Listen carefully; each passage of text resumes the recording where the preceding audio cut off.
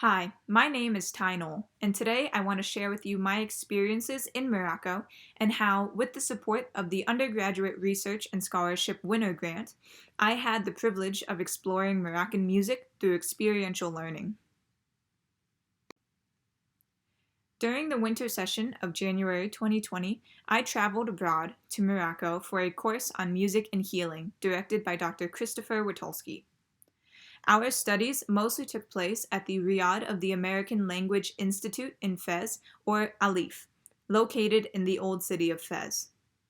Throughout our class, we observed and participated in a variety of musical performances such as Hisawa, Hamadsha, Gnawa, and more, while exploring the culture and daily life of Morocco. My CURS project consisted of expanding beyond the course to research Moroccan musical traditions and explore ways in which I can incorporate these experiences into my own future teaching as a music educator. From my experiences in Morocco, I learned about the role of music in everyday life, how music is taught and shared within a community and throughout generations, and the intricacies of Moroccan musical structures and instrumental techniques that were not a part of the course. The question I sought to explore throughout my project was, as a music educator, how can I develop the knowledge and skill set needed to represent and teach Moroccan music in a sensitive, respectful, and impactful way that provides my students experiential learning opportunities? Here are some photos that outline our stay while we were in Fez. Everyone in the class stayed with host families across the old city of Fez. My roommate and I, Bailey DeFazio, stayed with a small family of 4 that included a mother and a father, a daughter who was about our age, and a son who was about 14. The picture in the upper right is a photo of our main living space. That was where we ate meals, where we hung out. The picture next to it with the purple background is a picture of our bedroom with my roommate Bailey DeFazio. We stayed in a 1 bedroom, 2 beds situation. It was very cozy and very tight sometimes, but it was very, very fun. On the top left of the screen is a picture of the Blue Gate, or the Bab Boujloud. It is the main monument or main attraction of Fez. And in the bottom left is a picture of the Riyadh of Alif, which is where most of our classes were located. During my time in Morocco, I learned a great deal about Moroccan culture and music. From those experiences, I was able to consider how it could be taught to a Western music classroom. A particularly valuable part of my project were my private lessons with the 2 Moroccan musicians, both from the Hamadsha ensemble. I had 3 private lessons with 2 musicians who worked with me on the Moroccan nira, which is a reed flute, and the bendir, which is a frame drum.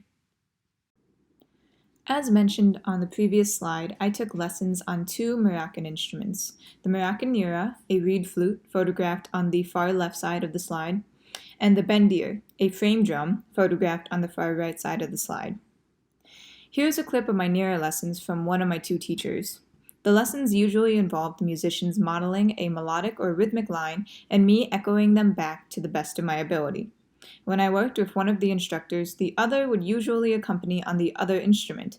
For example, if I worked with one instructor on the Moroccan nira, the other would accompany on the bendir, and vice versa.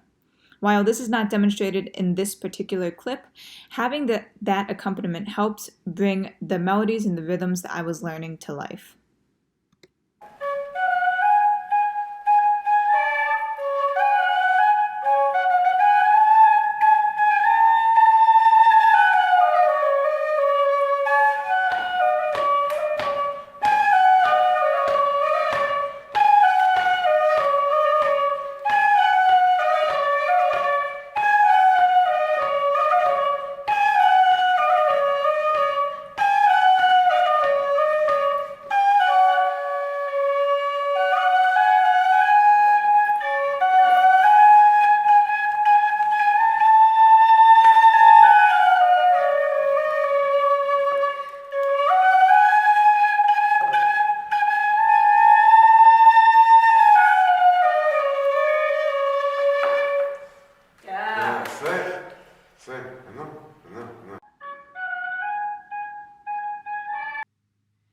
My lessons provided insight into the musical pedagogy of Morocco.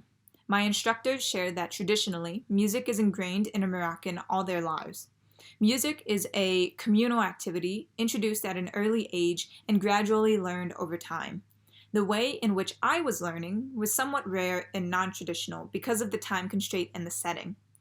Students are typically taught through experience rather than a classroom, like in America. Notation, meaning music written out on a staff or on a piece of paper, is not really a factor in Moroccan music. With the exception of those who study privately, melodies are traditionally taught and spread through repeated exposure and experimentation of the performer. As an educator, this bit of knowledge is crucial when considering how to present this content to students. I have debated with myself on whether it is right to utilize notation when it is not customary to the culture and its practice. However, I can interweave the pedagogical experiences from abroad and the traditions of the West by combining notation and improvisational exercises, bridging the gap so that those who may struggle with a lack of notation or visual aid can find their bearings, while students who excel in echoing but may struggle with understanding notation are serviced as well.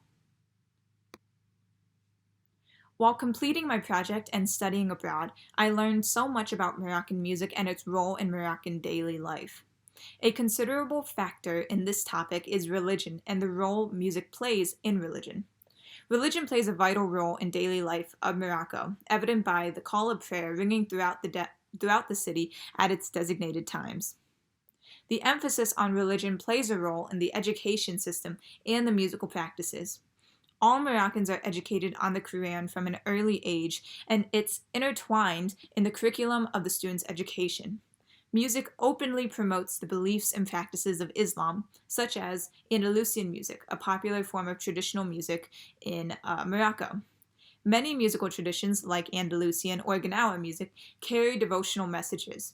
In this culture, one piece can be a spiritual and popular song simultaneously. A practice that really is not uncommon to Western culture, demonstrated by America's love for contemporary Christian pop music. The music of Morocco plays in both areas very well, and because religion plays such a vital role into the music-making experience of Morocco, it is pertinent to share and discuss the religions of Morocco, namely Islam, and having students engage with the Moroccan music through videos and demonstrations that I've observed and participated in. It would be worthwhile to discuss the different musical traditions, such as Andalusian and Gnawa, and how it is intertwined in their religion. Experiences and knowledge like these provide context to the musical lessons that I learned during my own lessons, helping me to share these traditions in a more deeply contextualized way. They also open the door to discuss the role that music can play in our own daily lives and how they can be similar to or different to those that I saw in Morocco. Through my lessons and observations of Moroccan performances, I learned a great deal about the musical practices of Moroccan ensembles.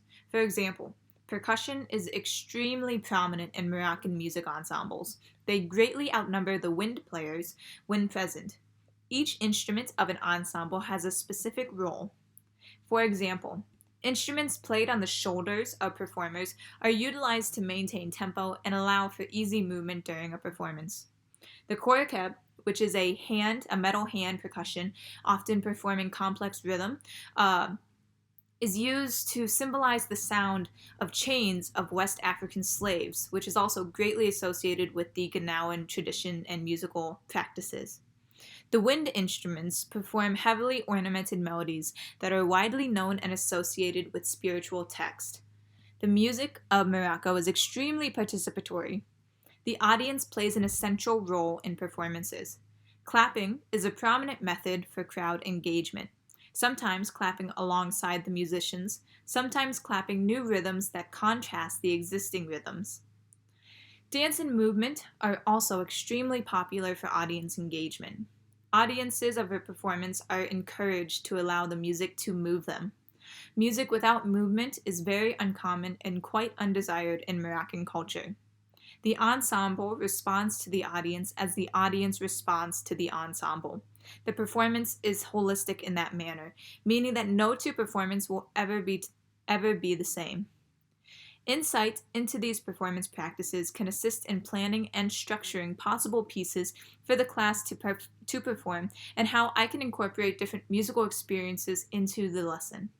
Percussion is a very prominent instrument in both cultures and is easily learned through repetition and practice. Students can engage in improvisational dance and movement in response to listening activities involving Moroccan music. The class as a whole can create their own community of music making, involving a percussion section, select wind performers, singers, and students acting as the audience through movement and clapping. Now for some reflection on my time abroad, focusing on the obstacles. So why is this important? As a future music educator, I value a comprehensive music education, which includes multicultural, pluralistic education, an education that is all-inclusive and representative of students from all walks of life, which includes cultures that are vastly different from my own. Moroccan culture is rich in musical traditions, and these experiences lend amazing insights into how I can best share my experiences with my future students. This project and my experiences help me create a template that can then be used to explore other cultures and world musics, as well as sharing the Moroccan culture through experiential learning opportunities. World music pedagogy is a topic that arguably frightens educators because of the risk of appropriation, misrepresentation, overgeneralization, and more. However, my time abroad has reminded me that the benefits far outweigh the possible challenges that a teacher may encounter.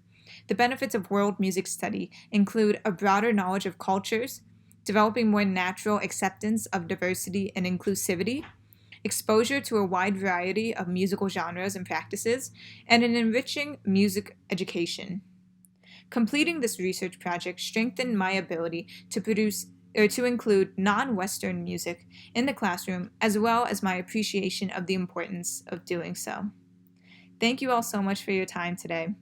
I hope you enjoyed.